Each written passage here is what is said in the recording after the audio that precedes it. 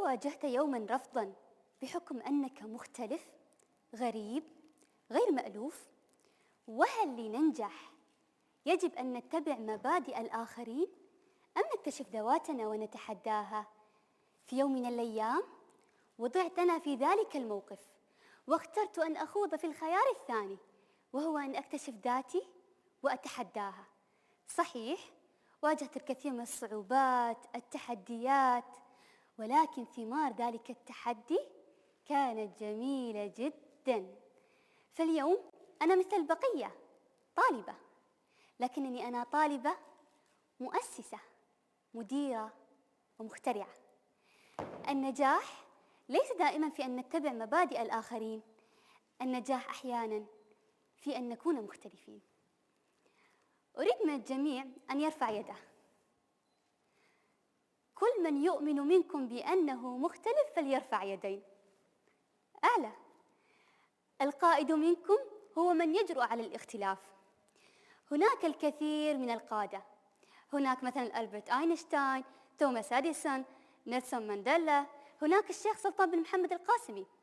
هل ولد هؤلاء القادة أم أنهم صنعوا؟ بالنسبة لهؤلاء القادة نحن نعرف القمم التي وصلوا إليها، لكننا لا نعرف العواصف التي عبروا من خلالها. فتوماس أديسون مثلا وصفه أحد معلميه بأنه غبي جدا ولا يستطيع التعلم، وطرد من المدرسة بعد أسابيع قليلة، فتولت والدته تعليمه في المنزل.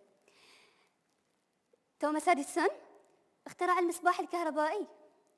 توماس أديسون اخترع مسجل الصوت. توماس أديسون كان له أكثر من 1000 براءة اختراع.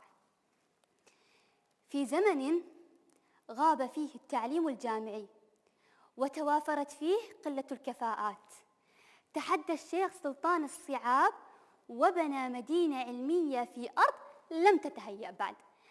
بنى جامعة الشارقة لتكون بذرة لمدينة جامعية عالمية.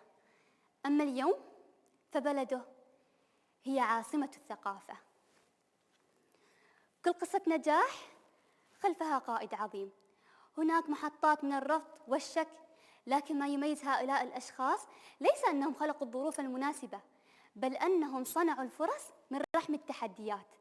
ما يجمعهم ليس الذكاء الخارق ولا البداية السهلة، بل إيمان راسخ بأن العثرة لا تعني النهاية، بل بداية الطريق لمن لا يستسلم. قد لا نملك التحكم بما نواجه، لكننا نملك الخيار، إما أن ننكسر أو ننهض ونكمل. في يوم من الأيام واجهت أنا رفضاً، وكنت أنا الاختلاف، رفضاً قاطعاً لأعز أحلامي حينها. تمت مشاركتي في المسابقة الوطنية للحساب الذهني التي لطالما حلمت بها. خلال تلك الفترة حصل زملائي على تدريب مكثف لمدة أسبوعين، وكنت أنا الوحيدة المستثناة، الوحيدة المختلفة. هل استسلمت؟ كلا، فالاستسلام ليس بنهج القادة. من سمات القادة الكفاءة، وهي الأداء أو العمل بأفضل طريقة ممكنة مع أقل قدر من إهدار الوقت أو الجهد، وهذا ما قمت به. في ليلة المسابقة استسلم لساني للدعاء وقلبي للتوكل. لجأت للذي لا يرد من توكل عليه، سائلة إياه أن يلين قلوبهم وأن يكتب لي الفوز ولو من غير تدريب. وبالفعل تغير موقفهم فجأة، وذهبت في صباح اليوم التالي إلى المسابقة بثقة تامة وتوكل عظيم، دون أن أدع قلة التدريب تثنيني، وأديت مراحل المسابقة بإيمان لا يتزعزع. ثم حان وقت إعلان النتائج. المركز الثالث لإحدى المشاركات المتمرسات. المركز الثاني لزميلتي التي خضعت للتدريب المكثف. أما المركز الأول فقد كان لي. نعم، فزت بالمركز الأول على مستوى الدولة، وليس هذا فقط، بل وترشحت للمنافسة على مستوى العالم. كانت تلك اللحظة نقطة تحول لي، أيقنت فيها أن من تواضع لله رفعه، وأنه من توكل على الله لم يخيب، وأنه لا وجود للمستحيل. بعد تلك التجربة صرت أخوض بتجارب لأتعلم، لأطور نفسي ولأتحدى حدودي. منذ تلك اللحظة صرت أتعلم من كل شيء حولي، سواء كان صغيراً أم كبيراً، غنياً أم فقيراً، فلكل منا تجربته في هذه الحياة وما يستحق تعلمه أو تعليمه. صرت أخوض بتجارب رغم عدم خبرتي بها، ولكن إيماناً مني بأن هذه التجربة ستفتح لي آفاقاً جميلة. في إحدى المرات شاركت في مسابقة ريادة الأعمال دون أدنى معرفة مسبقة لي بهذا العالم. كنت تائهة تماماً، لا أفهم أي من المصطلحات، لكنني كنت أتعلم، أسأل، ألاحظ. لم أفز، لكنني خرجت بخبرة عظيمة وبفضول أكبر لاستكشاف هذا العالم الواسع. وبالفعل بدأت بالمشاركة في ورشات عمل وبرامج تؤسسني في هذا المجال.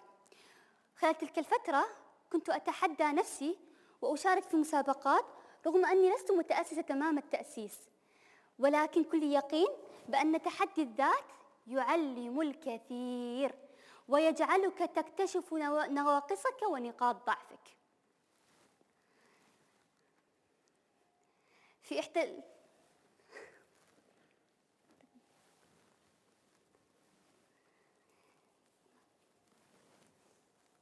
بداية مسيرة مشاركتي في المسابقات كنت أفشل وأفشل. بعدها أصبحت أفشل، أفوز، أفشل.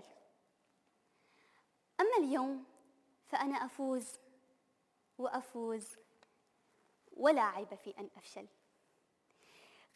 خلال رحلتي في الاختلاف واجهت الكثير من الصعوبات والتحديات.